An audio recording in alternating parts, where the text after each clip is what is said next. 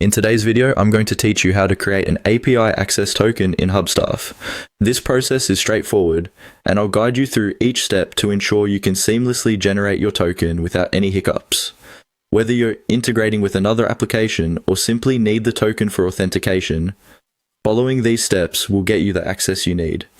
To start, you'll first want to navigate to the Hubstaff dashboard. Once you're logged in, look for the Settings option. This is usually located in the main navigation panel, depending on your organization's settings and user interface preferences.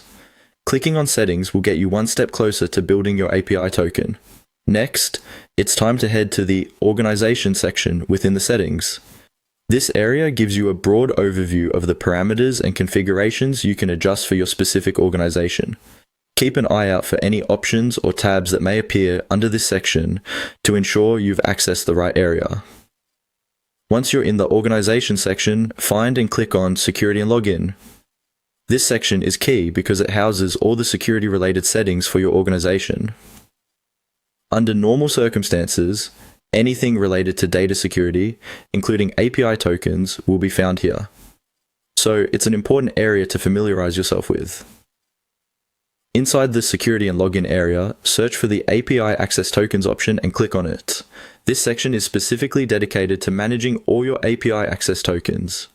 Typically, you'll get a list view or a panel where you can oversee existing tokens as well as create new ones. When you're ready, proceed by selecting Create Token.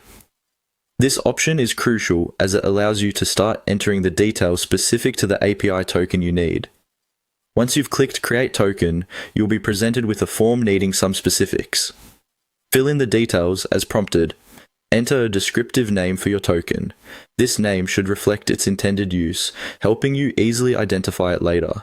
This is particularly useful if you're managing multiple tokens for different purposes or applications.